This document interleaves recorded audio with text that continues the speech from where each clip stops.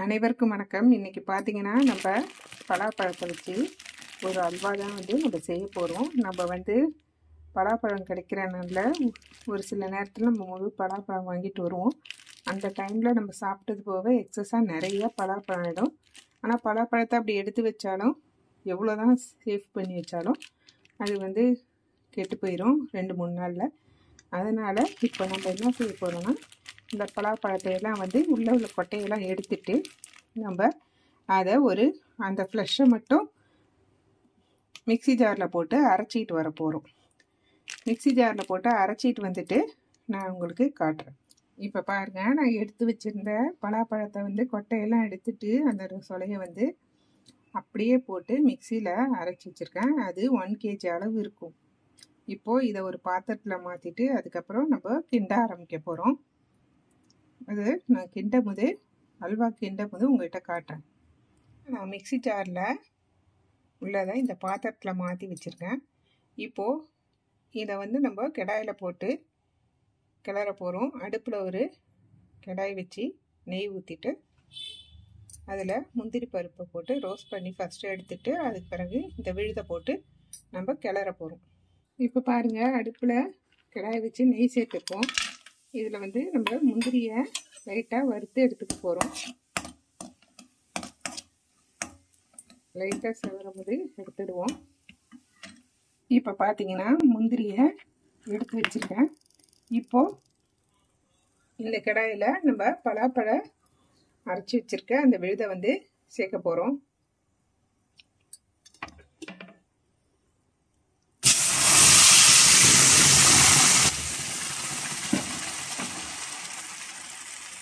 பாருங்க, நான் இதை முழுசாக சேர்த்துதான். பாருங்க, அரைச்சி வச்ச பலாப்பழம் எல்லாத்தையும் நம்ம முந்திரி வறுத்த நெய்யில் நம்ம போட்டிருக்கோம். நம்ம ஃபர்ஸ்ட்லேயே நெய் சேர்க்கணும்னுலாம் அவசியம் இல்லை. நான் அதை எடுக்காமல் வைக்கிறேன். அதை வச்சு அப்படி கைவிடாமல் நம்ம கிளறிக்கிட்டே இருக்கணும். இதில் கொஞ்சமாக நம்ம கார்ன்ஃப்ளவர் கொஞ்சம் கரைச்சி ஊற்றிக்கலாம். ஒரு கிண்ணத்தில் கார்ன்ஃப்ளவர் எடுத்து நம்ம கரைச்சிக்க போகிறோம். கரைச்சி இதில் ஊற்றிட்டு ஃபஸ்ட்டு ஃபுல்லாக இந்த விழுதை வேக வைக்க போகிறோம். அதுக்கு பிறகு தான் நம்ம வெல்லம் இல்லைன்னா சர்க்கரை சேர்ப்பாங்க. நான் சீனி தான் சேர்க்க போகிறேன், வெல்லம்.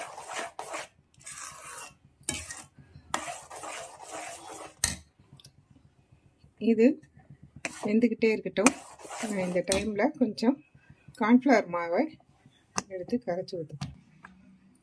இப்போ பாருங்கள், இந்த கார்ன்ஃப்ளவர் மாவை எடுத்து அதில் நான் கொஞ்சமாக தண்ணி ஊற்றி நல்லா கரைக்க போகிறேன். நம்ம ஹாட் வாட்டர் எதுவும் சேர்க்கக்கூடாது. நம்ம சாதாரணமான சில் தண்ணி தான் நம்ம சேர்த்துருக்கோம். நார்மலாக வாட்டராக நம்ம சேர்த்து கட்டி இல்லாமல் நல்லா கரைச்சிக்கிறோம்.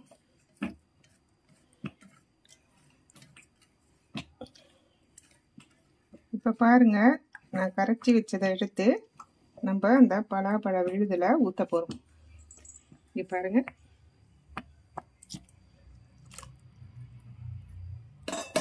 இது ஊற்றின உடனே நம்ம உடனே கிளறணும், விட்டுடக்கூடாது. இந்த மாவும் பலாப்பழ விழுதும் சேர்ந்து ஒன்றா வெந்து வரும். இதில் கருப்பாக எதாவது இருக்குன்னு பார்க்காதீங்க, முந்திரி தான் அது. இப்போ இதை நல்லா மீடியமாக ஃப்ளேம் வச்சு நல்லா கிண்டிக்கிட்டே வரப்போகிறோம். நல்லா வெந்து வரும்போது நான் சுகர் சேர்க்க போகிறேன். நான் சுகர் நல்லா வெந்து வரும்போது உங்களுக்கு காட்டுறேன். இப்போ பாருங்கள், நான் எடுத்து வச்சிருந்த பலாப்பழம் இது விழுது எந்த அளவுக்கு திக்காக இருக்குது பாருங்கள். இந்த டைமில் நான் சீனி சேர்க்க போகிறேன். இப்போ பாருங்கள், நான் இதுக்கு ஒரு 1/2 கிலோ அளவுக்கு சீனி சேர்க்க போகிறேன்.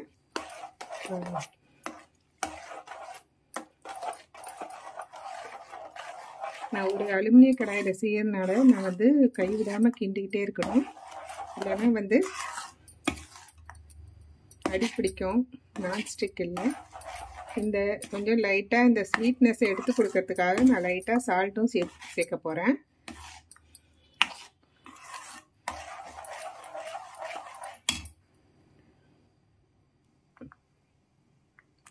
இப்போ பாருங்கள், சால்ட்டும் சேர்த்துருக்கேன் பாருங்கள். இந்த அளவுக்கு தான் சேர்த்துருக்கேன். சீனியும் வந்து ஃபஸ்ட்டு ஒரு 250 கிராம் அளவு நான் போட்டிருந்தேன். அதே மாதிரி மறுபடியும் ஒரு 250 கிராம் அளவுக்கு போட்டிருக்கேன். இதை அப்படியே கைவிடாமல் கிளறிட்டே இருக்கணும். கிளறிட்டே இருக்கும்போது அது ஃபுல்லாக வந்து அதுக்கு பிறகு நெய் சேர்க்கணும் கொஞ்சம் கொஞ்சமாக. இதுக்கிடையில் நான் கொஞ்சம் குங்குமப்பூவை வந்து நான் சேர்க்க போகிறேன். குங்குமப்பூவை வந்து நான் ஹாட் வாட்டரில் சேர்த்து தான் சேர்க்க போகிறேன். இப்போ பாருங்கள், நான் ஹாட் வாட்டரில் கரைச்சி வச்ச குங்குமப்பூவை வந்து சேர்க்குறேன். இது வந்து கொஞ்ச நேரத்தில் வந்து ஃபுல்லாக வந்து கலரை வந்து வெளியே விட ஆரம்பிச்சிடும். நான் வந்து இதில் ஏலக்காய் சேர்க்காம குங்குமப்பூ மட்டுமே சேர்க்க போகிறேன். உங்களுக்கு சீனி போட விருப்பம் இல்லைன்னா நீங்கள் வந்து வெல்லம் கூட சேர்த்துக்கலாம். இப்போது நான் இதை நல்லா கிண்டிக்கிட்டே இருக்கிறேன். நெய் விட்டு திரண்டு வர பதத்தில் நான் உங்களுக்கு காட்டுறேன் பாருங்கள். நான் ஏற்கனவே ஒரு 2 ஸ்பூன் நெய் போட்டிருக்கேன். அதுக்கு முன்னால் முந்திரி வறுத்த நெய் இருக்கும். இப்போது நெய் போட்டு இதை இன்னும் நல்லா திரண்டு வர பதமாக வரும்போது நான் உங்களுக்கு காட்டுறேன் பாருங்கள். பாருங்கள்,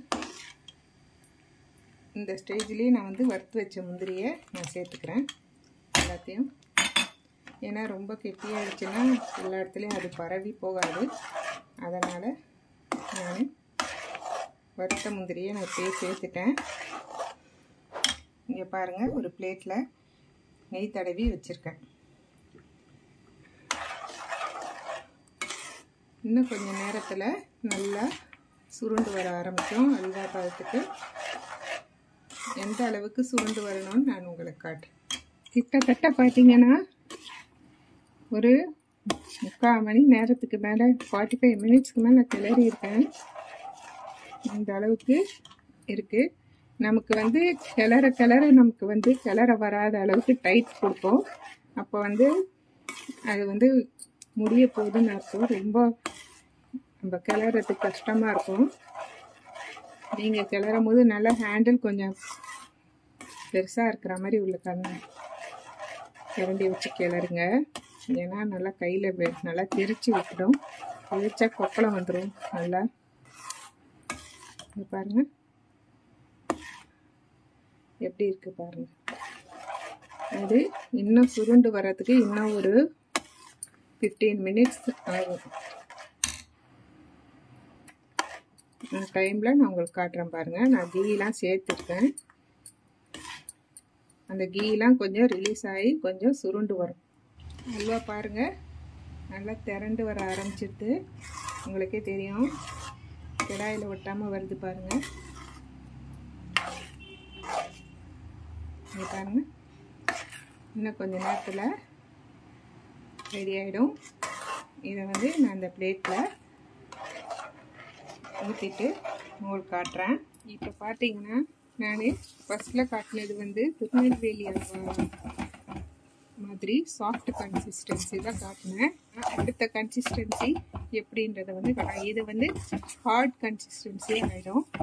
பாருங்கள் எப்படி சுருண்டு வருது பாருங்க. இது வந்து ஹார்டாக இருக்கிற கன்சிஸ்டன்சி. இன்னும் கொஞ்ச நேரம் கிளறிட்டு இதை வந்து நான் உங்களுக்கு காட்டுறேன். இதை அதுக்கப்புறம் பிளேட்டில் வந்து நம்ம மாற்றிக்கலாம். இப்போ பாருங்க, இந்த பலாப்பழ அல்வாவில் இருக்கிற அடுத்த ஸ்டேஜில் பார்த்தீங்கன்னா எப்படி வருது பாருங்கள்.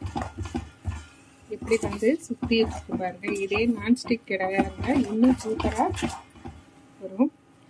இது அலுமினிய கடாயின்றதுனால கொஞ்சம் சுத்தமாக பாருங்கள். அலுமினிய கடாயிலே எப்படி சுற்றுது பாருங்கள். இதுதான் பதம். பாருங்க நீங்கள் முடிஞ்சால் நீங்கள் ஃபஸ்ட்டு அந்த பதத்தில் எடுத்திங்கன்னா அது ரொம்ப சாஃப்டாக திருநெல்வேலி அல்வா பதத்தில் இருக்கும். இந்த ஸ்டேஜில் நான் பாருங்கள் இந்த அல்வாவை இந்த நெய் தடவின தட்டில் ஊற்ற போகிறேன்.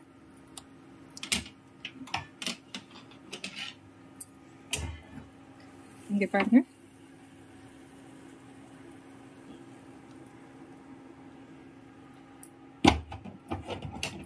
அல்வா எவ்வளோ சூப்பராக வந்துச்சு பாருங்கள். இதை வந்து நம்ம அப்படியே பிளேட்டில் நல்லா பரப்பி விட்டுடலாம்.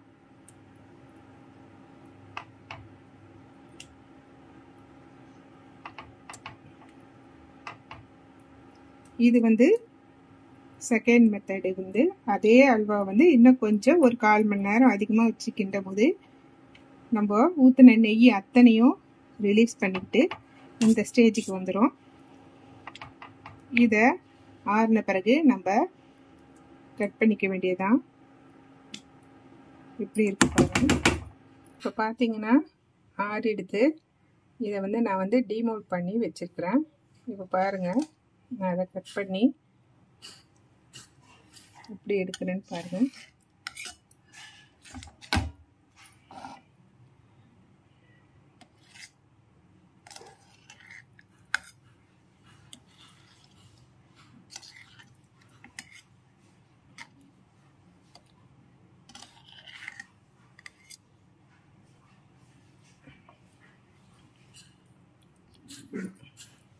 இப்போ பார்த்தீங்கன்னா இந்த அல்வா எப்படி இருக்குன்னு பாருங்கள். நம்ம இதுக்கான எந்த அளவுக்கு இருக்குது பாருங்கள் அல்வா. நீங்களும் இந்த பலாப்பழ அல்வா வீடியோ பார்த்துட்டு எப்படி இருந்துச்சுன்னு நீங்கள் கமெண்ட்டில் சொல்லுங்கள். இந்த வீடியோ உங்களுக்கு பிடிச்சிருந்தால் லைக் பண்ணுங்கள், ஷேர் பண்ணுங்கள், கமெண்ட் பண்ணுங்கள், சப்ஸ்கிரைப் பண்ணுங்கள். பக்கத்தில் இருக்கிற பெல் ஐக்கானை கிளிக் பண்ணுங்கள். தேங்க்யூ.